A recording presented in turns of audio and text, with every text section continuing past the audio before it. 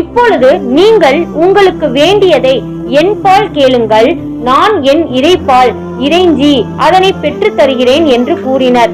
அப்பொழுது ஜுந்தாஹ் மன்னன் தன் கூட்டத்தினரை நோக்கி, சாலிஹ் இப்பொழுது நம்மிடம் வந்து நன்றாக மாட்டிக்கொண்டார். அவரிடம் நாம் மனித முயற்சியால் இயலாத ஒன்றை ஆற்றி காட்டுமாறு கூற வேண்டும்.